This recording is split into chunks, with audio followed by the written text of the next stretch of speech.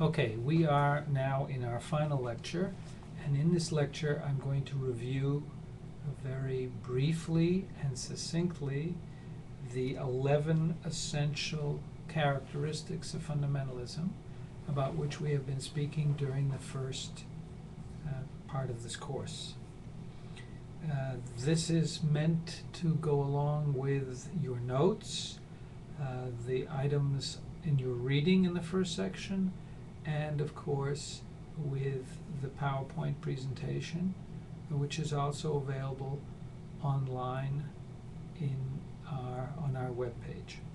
So first of all, we said that all fundamentalisms have what we call family resemblances, regardless of the content, regardless of the particular religious group we are talking about.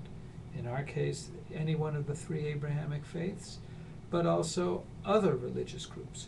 They all have family resemblances, meaning while the content is different, the basic world approach and worldview that fundamentalism or fundamentalist-like movements have remains identical or has very common elements in it. And we talked about four different kinds of fundamentalists: world conquerors, who seek with imperial ambitions to take over the world. Very often these come from missionizing religions. There are world transformers who believe that they can change the character of the world without taking it over, but simply by, in a sense, converting it. There are world creators, those who say that the world as we know it is no longer sensible, can no longer be accepted, and what they seek to do is to create an alternative model of a world. Very often we find that in enclaves, but sometimes the enclaves become the entire world.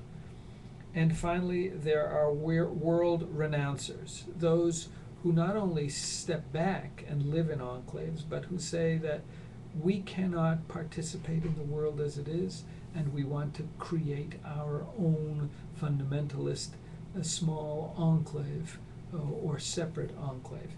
But all of these four types are to be understood under the rubric of what we call the family resemblances among fundamentalists.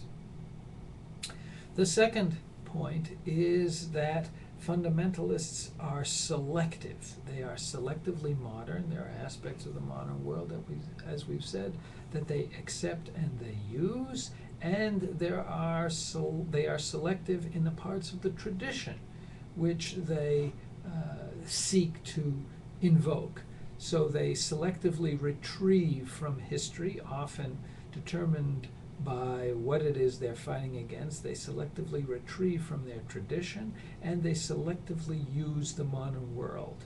They are not anti-modern in an absolute way, nor are they completely orthodox and traditional in an absolute way, but rather they select.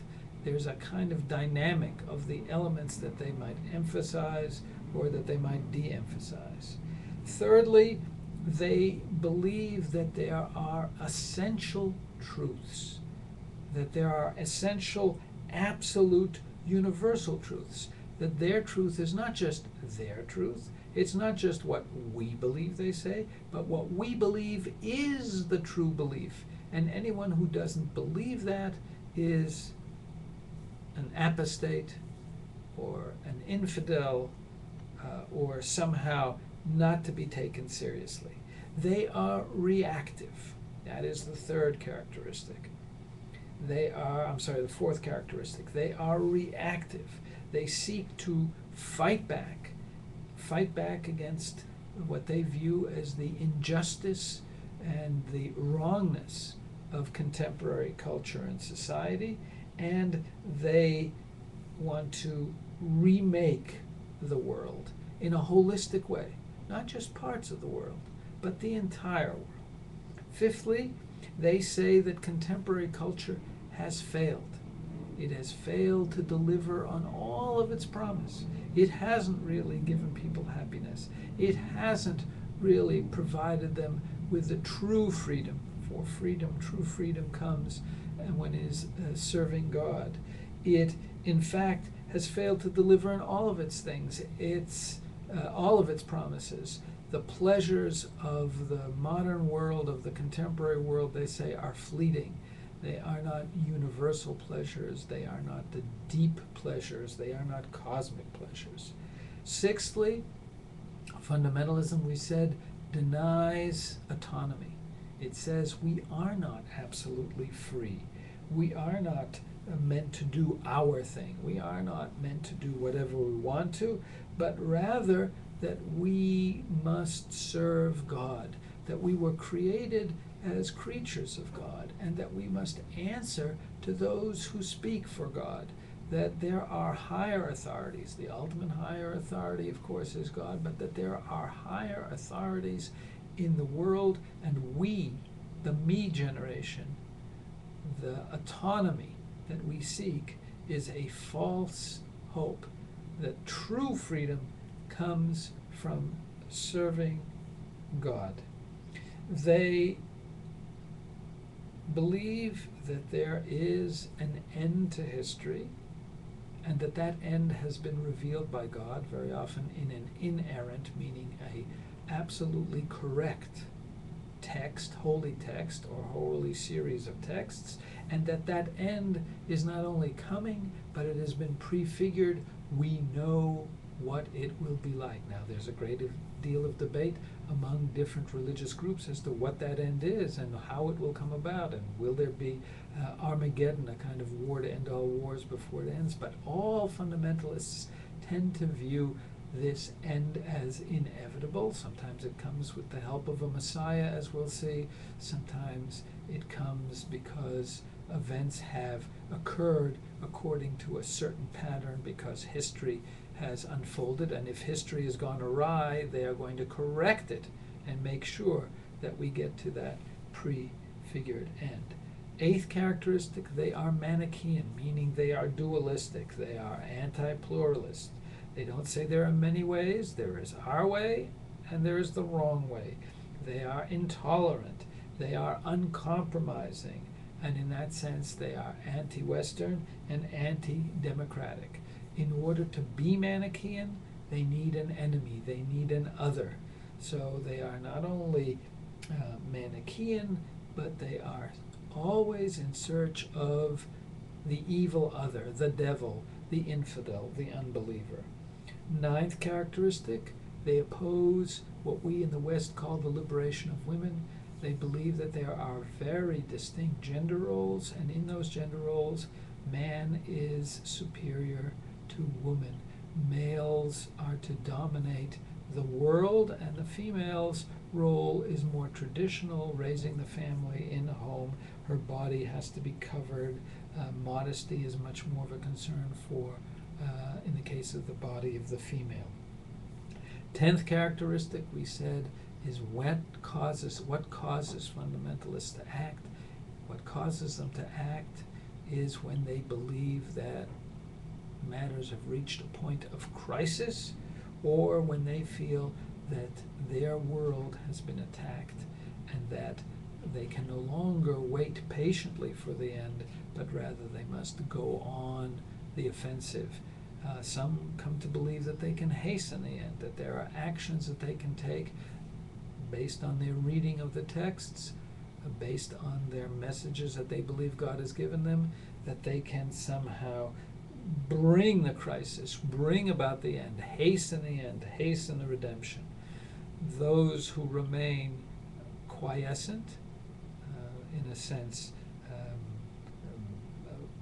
willing to retreat, what sometimes they call the heroic retreat, believe that God will act in history and they need not become active in bringing about the end. Others become active. They say it's not enough to defend ourselves, but that the best defense, to borrow from the language of football, is an offense.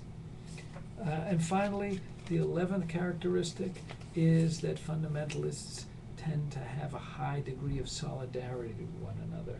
They're very concerned about boundaries. Those who are with us, we are close to, we feel a kinship for, we care about, and they care about us. we are the chosen people, and those who we don't care about are on the other side of the boundary, beyond the wall of virtue. We don't have to be having a sense of solidarity for them. We take care of our own, we don't take care of the others.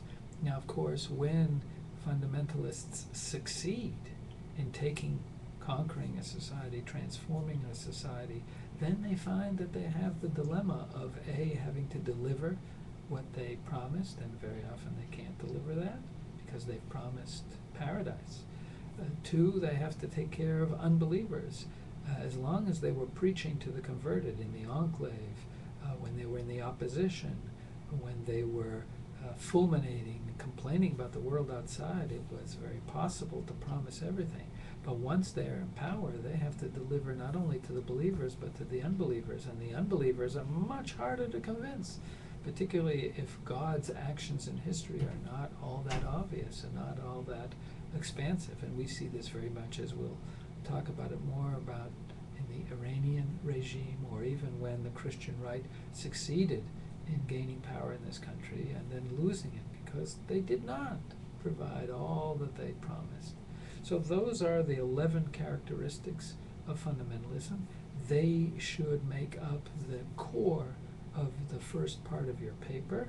Each of them should be supported with some quotation and material that you've read, not just what I've said in class, but you have to find what is in the text that has absolutely defined and characterized these essentials. And when you use these essentials, you will then apply them to understanding the various Christian, Jewish, and Muslim fundamentalist-like groups that we talk about, that we will illustrate, much in the way that Sivan has done in the essay on the enclave culture. I'm sure you'll be able to do this very well. I look forward to reading your papers in the very near future. And the good thing about having my lecture online is if I spoke too quickly or I said things that were not clear immediately, you can go back, listen to this again, or listen to any of the other lectures that we've had, all 7 lectures, which are now posted online on our webpage, and for the time being available here on YouTube, and you'll be able to watch them from now until whenever you want. So good luck. I'm looking forward to getting your papers online via email. Read it carefully, do the best that you can, and I will see you next Tuesday.